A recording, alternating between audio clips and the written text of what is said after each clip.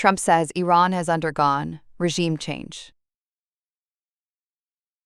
Iran guards threaten to hit U.S. universities in Middle East.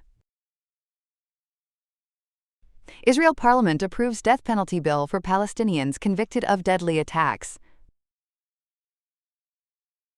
Iran fires missiles across Middle East as Trump threatens oil hub. U.S. President Donald Trump says the war involving the United States and Israel has resulted in what he described as regime change in Iran. Speaking to reporters, Trump said many of Iran's previous leaders have been removed, creating what he called a new leadership structure. He also expressed confidence that a deal with Iran could still be reached despite the ongoing conflict. Iran's new supreme leader, Mojtaba Khamenei, took office after his father was killed in an airstrike at the start of the war. Since then, Iran has restricted traffic through the Strait of Hormuz, a key route for global oil shipments. Trump said progress is being made, adding that several oil tankers may soon be allowed to pass through the strait. The comments come as tensions remain high, with uncertainty over both the military situation and the prospects for diplomacy. Iran's Revolutionary Guard has threatened to target U.S.-linked universities in the Middle East, following recent strikes on Iranian academic institutions. In a statement, the group warned that American universities in the region could face retaliation if Washington does not condemn the attacks. It advised students, staff, and nearby residents to stay away from such campuses.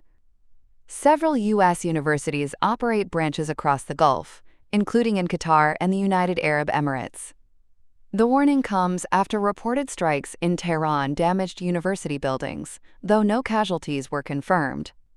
The development adds to growing concerns about the widening scope of the conflict and the potential targeting of civilian-linked institutions. Israel's parliament has approved a controversial bill that would allow the execution of Palestinians convicted of deadly attacks. The legislation was passed with majority support, including backing from Prime Minister Benjamin Netanyahu. The bill makes the death penalty the default punishment in certain cases, with the possibility of life imprisonment under special circumstances. Supporters say the law is aimed at deterring attacks, while critics argue it is discriminatory and targets Palestinians specifically. Human rights groups have already challenged the law in court, saying it violates legal protections and creates unequal treatment. International reactions have been mixed, with some expressing concern over its implications. The move has added to tensions in the region, as debate continues over its legal and political impact. Iran has launched new missile attacks across the Middle East as explosions were reported in Tehran, intensifying the ongoing regional war. Israel said its air defense systems intercepted incoming missiles, while sirens sounded in Jerusalem. At the same time, Iranian media reported fresh strikes in the capital, causing power outages in parts of the city. The conflict has also spread to Lebanon, where Israeli forces are engaged in clashes with Hezbollah fighters.